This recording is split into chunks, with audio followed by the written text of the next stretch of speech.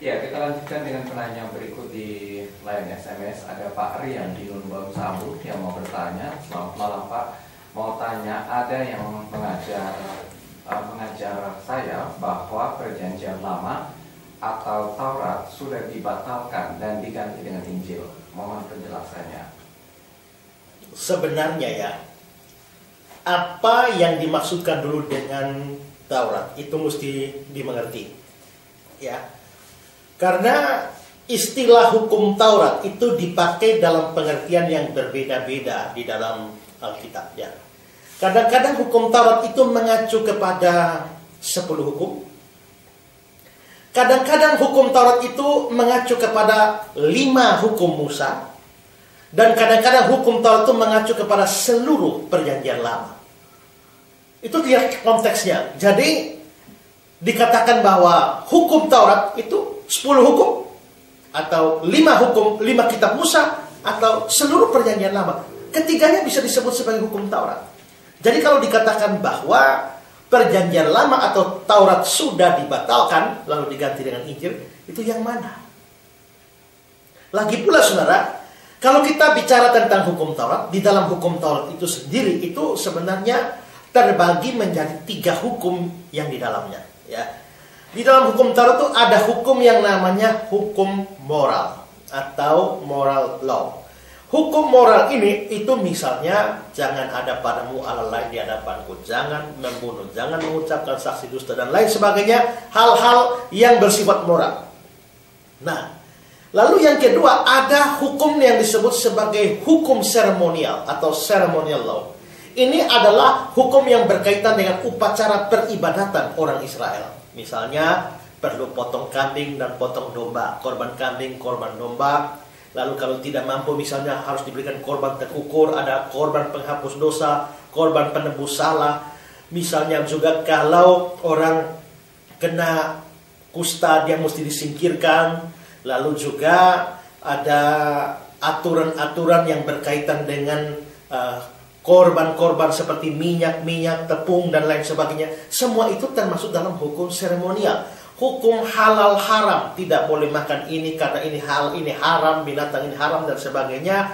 Perempuan yang haid tidak boleh pergi ke ibadah di bait Allah. Lalu juga kalau perempuan haid duduk di satu tempat itu semua najis, menyentuh barang yang telah diduduki juga najis, menyentuh mayat juga najis dan lain sebagainya. Itu semua termasuk ke dalam hukum seremonial. Kitab imamat penuh dengan seremonial law ini.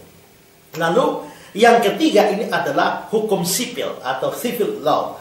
Ini berkaitan atau semacam undang-undang negara Israel pada waktu itu. Misalnya kalau ada nabi palsu maka dihukum mati. Kalau ada anak yang mengutuk ayahnya atau ibunya, anak itu mesti dihukum mati ya. Nah, dan juga ada banyak yang lain. Nah, jadi ada 3 hukum. Hukum moral, hukum seremonial, hukum sipil. Nah, di antara 3 ini, mana yang masih berlaku dan mana yang sudah tidak berlaku lagi? Pertama, saudara, hukum moral itu tetap berlaku. Dari zaman dulu dikatakan, jangan ada padamu Allah lain. Pada waktu itu, kalau orang menyembah Allah lain, dosa. Tapi sekarang juga, kalau orang menyembah Allah lain, itu tetap dosa. Ya. Pada tahun 2000 tahun yang akan datang pun kalau orang masih menyembah Allah lain itu dosa. Orang membunuh dosa. Itu dulu. Sekarang juga membunuh dosa. 100 tahun ke depan waktu membunuh juga dosa. Jadi itu hukum moral terus berlangsung. Dalam Matius 5:18 Yesus berkata, sesungguhnya sebelum lenyap langit dan bumi, 1 iota atau 1 titik pun tidak akan ditiadakan dari hukum Taurat sebelum semuanya terjadi. Ini jelas bicara tentang hukum moral yang tidak bisa dibatalkan. Sedangkan hukum seremonial, memang hukum seremonial tidak pernah dimaksudkan untuk berlaku selama-lamanya. Mengapa? Karena hukum seremonial itu sebenarnya adalah semacam bayang-bayang saja, ya. Bayang-bayang dari sesuatu yang akan datang. Karena itu penulis surat Ibrani di dalam Ibrani pasal yang ke-10 dia mengatakan begini. Di dalam hukum Taurat hanya terdapat bayangan saja dari keselamatan yang akan datang. Dan bukan hakikat dari keselamatan itu sendiri. Jadi hukum Taurat itu hanya bayangan. Nah ini tentu tidak bermaksud tentang hukum moral. Tapi ini bicara tentang hukum seremonial. Jadi hukum seremonial itu semua adalah bayangan saja. Nah, karena itu maka itu tidak pernah dimaksudkan untuk berlaku seterusnya. Tadi dibilang itu hanya bayangan, bukan hakikat. Artinya adalah bahwa ini bayangan dari hakikatnya. Apabila hakikatnya datang, maka bayangannya mesti geser. Sekarang di dalam Ibrani 9 ayat 10 ada kata-kata demikian. Karena semuanya itu, di samping makanan, minuman, dan berbagai macam pembasuhan, hanyalah peraturan-peraturan untuk hidup insani yang hanya berlaku sampai tibanya waktu pembaharuan. Hanya berlaku sampai tiba waktu pembaharuan. Artinya, kalau waktu pembaharuan sudah datang, maka dia sudah tidak berlaku lagi. Jadi itu tidak pernah dimaksudkan. Nah, kapan waktu pembaharuan itu? Yaitu pada waktu Yesus datang, terutama pada waktu Yesus mati di kayu salib menebus dosa kita. Pada waktu Yesus mati di kayu salib, maka otomatis realita keselamatannya sudah datang. Semua yang bayangan itu menjadi geser. Karena itu dalam Efesus 2:15 dikatakan, sebab dengan matinya sebagai manusia, dia telah membatalkan hukum Taurat dengan segala perintah dan ketentuannya. Dengan matinya, dia membatalkan hukum Taurat dengan segala perintah dan ketentuannya. Ini bukan berarti hukum moral. Kalau hukum moral, jangan membunuh, maka begitu Yesus sudah mati, kita boleh membunuh. Karena sudah dibatalkan. Jelas tidak. Yang dibatalkan adalah hukum seremonialnya.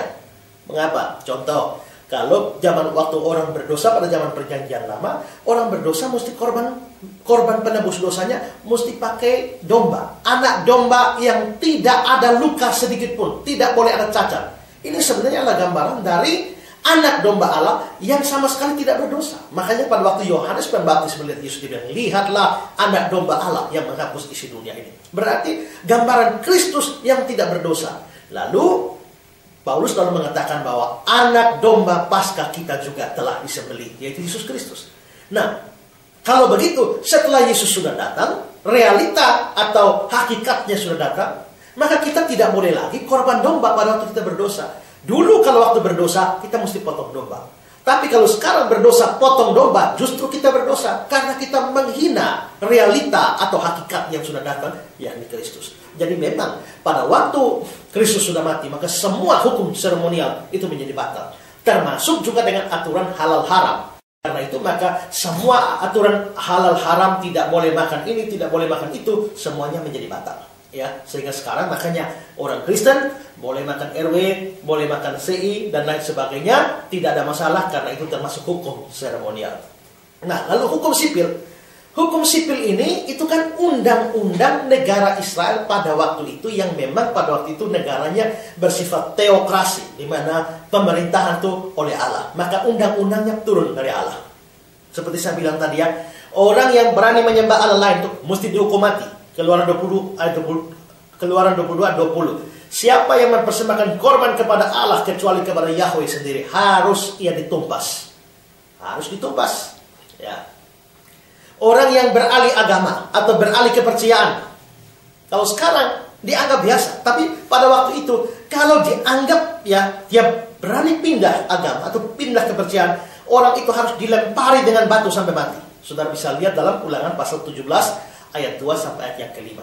Nah sekarang saudara, kalau ada orang pindah agama sekarang, berdasarkan Ulangan 17 ayat 2 sampai 5, maka dia harus dilempar dengan batu sampai mati. Sekarang kalau ada orang pindah agama, kita angkat batu lempar sampai mati. Apakah kita melakukan firman Tuhan? Tidak saudara, itu termasuk hukum sipil. Kalau kita lakukan sekarang, kita yang akan ditangkap polisi termasuk penjara. Kita akan dihukum mati. Ya, karena itu bukan undang-undang negara kita. Negara kita punya undang-undang sendiri. Dan ini undang-undang negara Israel pada waktu itu. Israel sekarang pun tidak menerapkan undang-undang ini pada waktu sekarang ini.